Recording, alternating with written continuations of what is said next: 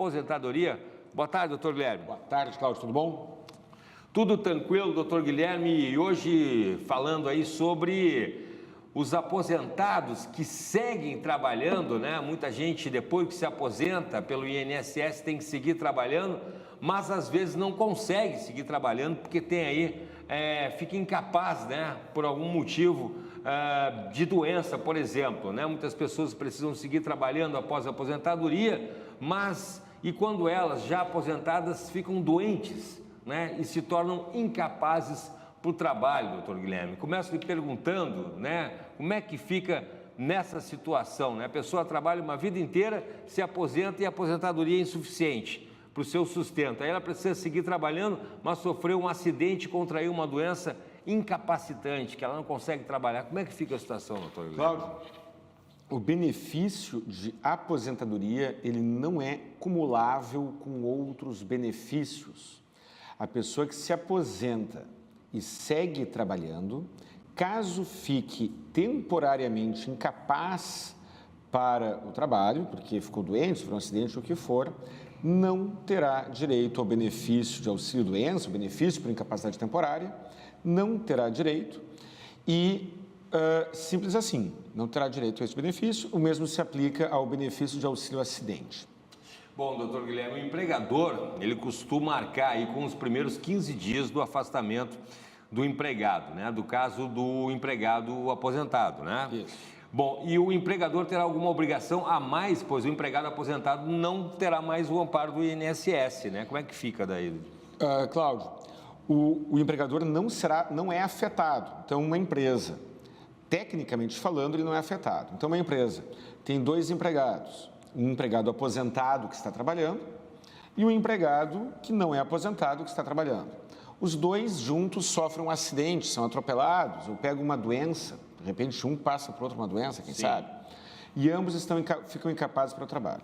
Nos primeiros 15 dias, o empregador deverá pagar o salário normalmente, como se estivessem trabalhando. Passado o 15º dia, a responsabilidade daquele empregado que não é aposentado será do INSS. O INSS deverá pagar o benefício por incapacidade temporária. O empregado que é aposentado e que está há mais de 15 dias sem trabalhar, ficará sem o salário, porque o empregador não tem obrigação de pagar, e ficará sem o benefício previdenciário, sem nenhum amparo do INSS. Bom, uma pergunta também muito interessante, né? Se o aposentado que trabalha, ele precisa seguir pagando o INSS? Isso é uma pergunta muito recorrente. Sim, precisa. O empregado, quem trabalha, seja um empregado, seja na condição de empregado, seja na condição de contribuinte individual, ele tem a obrigação de pagar o INSS, ainda que não tenha os demais direitos. Mesmo que eu esteja aposentado, me aposentei, cumpri ali, tenho 60 anos de idade. Sim. Tenho minha carteira de trabalho, aí continuo com carteira de trabalho, tá? Fiz 60 anos, continuo recolhendo para o INSS. Contribuinte obrigatório, como empregado ou como contribuinte individual também. Individual. Exatamente. Interessante. Bom, é interessante e cruel. Né? E cruel, porque daí ele segue obrigado a pagar as contribuições, mas não terá proteção. Exatamente. A lei previdenciária, eu falo com uma indiferença, sim, eu falo como se fosse uma coisa normal, né? Mas me dói, né? Isso pois eu considero isso deplorável. Mas o empregado, o trabalhador aposentado, trabalhador contribuinte individual ou empregado, é contribuinte obrigatório da Previdência, não terá direito a nenhum outro benefício além da aposentadoria que ele já recebe e hoje não tem mais o direito à desaposentação. No passado existiam as ações de desaposentação. A pessoa era aposentada, se aposentou cedo, seguiu trabalhando, passou algum tempo, ela pediu para se desaposentar. É verdade. E se reaposentar, incluindo o período de trabalho e contribuição que seguiu realizando após a aposentadoria anterior. Isso. E aí, então, ela se aposentaria com um novo enquadramento lá na tabela do fator previdenciário ou com uma nova circunstância previdenciária. Isso. Agora, o STF... Agora não, já há mais de 10 anos, o STF bateu o martelo, dizendo que também não cabe direito à desaposentação. pessoa é aposentada, recebe a sua aposentadoria, trabalha, paga a contribuição previdenciária... E não muda nada. E o INSS não terá nenhum custo se ela ficar incapaz para o trabalho. Que coisa, né? Esses dias eu estava entrevistando uma colega sua, doutor Guilherme, de São Paulo, eu brinquei ainda sobre a questão do... Ela está falando sobre as revisões lá do INSS, aí eu brinquei, uma expressão que o doutor Guilherme usava, que se o INSS fosse uma pessoa, seria uma pessoa paranoica. Falou outras coisas riu. também, né? Sim, outras coisas também. Isso. Mas ela riu e ela concordou, disse que é verdade, né? Eu quero evitar, a gente não pode dizer em público tudo que pensa, né? Sim, sim. Mas se o INSS fosse uma pessoa, ele não seria uma pessoa com uma conduta que eu julgo moralmente positiva. Sim, porque a gente teve aí o problema também da prova de vida também, que gerou muita polêmica também ali, tudo, né?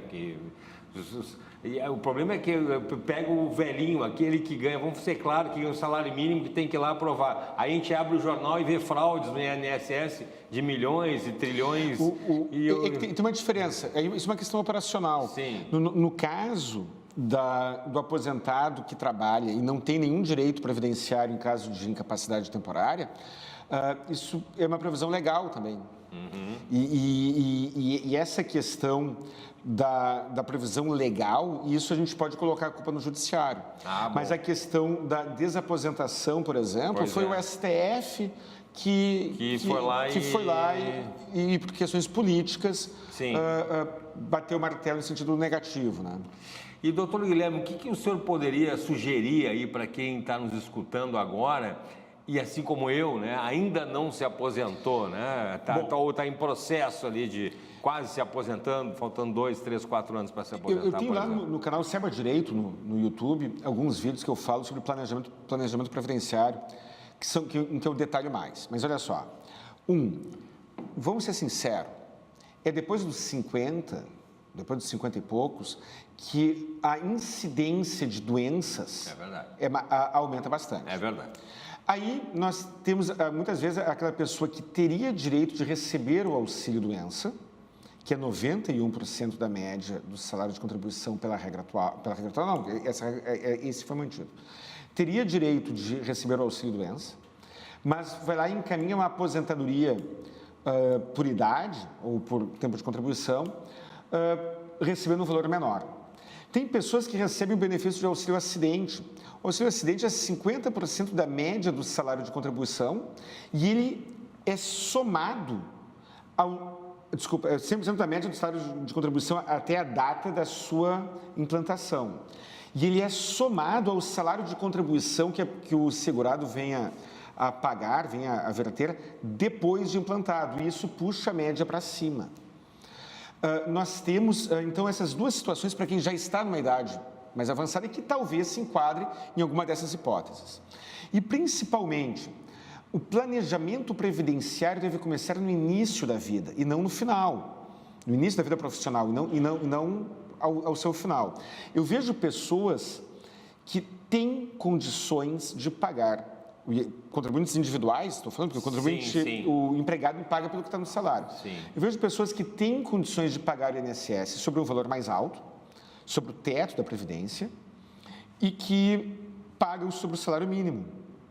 E passam a vida fazendo isso. Quando se aposentam, recebem aquele salário mínimo. E aí aquela renda ela é insuficiente. Olha só que coisa irônica. Muito se fala, filosoficamente, né, na relação entre o dinheiro e a felicidade, renda e felicidade. Beleza. Uma pessoa que é de baixa renda, que passou a vida de baixa renda, com padrão de vida baixo, e que já está ajustada para aquela renda de um salário mínimo, ela se aposenta e segue recebendo um salário mínimo. Aquela pessoa que tem uma renda mais alta, mais alta, leia-se, pode ser 30 mil por mês, pode ser o que for, que tem uma renda mais alta, ela talvez, mesmo que pague sobre o teto do INSS, ela não conseguirá uma aposentadoria que mantenha o padrão de vida que ela tem. Outras pessoas, caso recebesse uma aposentadoria um pouco maior, ainda conseguiriam manter algo parecido com o seu padrão de vida. Pois é. Então, este drama a redução salarial, a redução de renda do aposentado afeta mais as pessoas que não são nem milionárias, nem ricas o suficiente para ter um patrimônio que as ampare, mas que também não são pobres o suficiente para estarem adaptadas com um padrão de vida baixo. Entendi.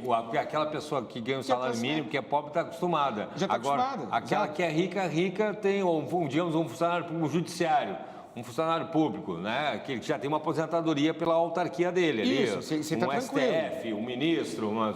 Mas eu vejo médicos, por exemplo... Pois é, ganhava ali eu vejo... 20 mil, 25 mil, o teto é 7 mil reais. O teto é 7 mil e pouco, tá? Quase 8. Eu vejo médicos, e o médico é uma profissão que costuma ser mais elitizada, costuma ter uma renda maior. E esses, na maioria das vezes, pagam sobre o teto. Sim. E ainda assim, quando se aposentam, enfrentam uma desorganização financeira, porque o cara está acostumado com uma renda muito alta e não fez uma autoprevidência ao longo da vida. Sim, e ele trabalhando. Até o fim da vida. Aí eu vejo pessoas que têm uma renda intermediária, que tem uma renda lá parecida com a do teto do INSS. Sim, então ali de 7, 8 mil. E que vão lá, podem seguir trabalhando, mas querem se aposentar. Sim. Se aposentam muitas vezes com uma renda mais baixa, por não fazer o devido planejamento. Sim. E aí, essas pessoas, elas têm que ficar trabalhando até o resto da vida. Sim, para manter. Só que nessa fase da vida é quando as doenças aparecem. Sim, aí você e aí elas ficam, não tem consegue. momentos de incapacidade. Sim. Então, isso coloca em risco a organização financeira e a dignidade daquela pessoa. Eu não sabia, é cruel isso. É muito cruel, é muito cruel. Por isso que eu defendo, e aí não é mais o Guilherme advogado falando. É um conselho. Eu defendo um forte investimento em educação financeira. Educação financeira desde cedo. Aí a pessoa chega e diz, eu já fui criticado. Mas eu não tenho dinheiro. Mas quem ganha o salário mínimo, ok. Quem ganha o salário mínimo tem uma dificuldade maior, mas ainda assim pode minimizar os danos com educação financeira. Mas o cara que ganha 10 mil reais por mês, o cara que ganha 7, 8 mil reais por mês... Que é o teto do INSS? Vamos lá. Vamos imaginar, o cara que ganha o teto do INSS. Esse cara, ele pode ter as últimas décadas de vida muito ruins ou muito boas, dependendo da educação financeira que ele teve ao longo da vida e dependendo do planejamento previdenciário que ele teve. Canal Saiba Direito no YouTube. Isso aí. Dicas importantes mais detalhadas, né, doutor Guilherme? Exatamente. Não pule o vídeo, assista até o final, tem as propagandas, não pule ali para que outras pessoas também recebam essas dicas aí do canal Saiba Direito do doutor Guilherme Colim e também o escritório, né, doutor? Escritório, 51 32 28 12 19. Meu telefone fixo do meu escritório, e 51 99985 7991, meu WhatsApp e telefone pessoal. Mandar um abraço para a Fernanda. Fernanda, as gurias, não, se fala sobre a Fernanda, as outras ficam com ciúmes. Para a Fernanda, para Larissa, para Luíse, para Jéssica. Tá aí, ó. São santas.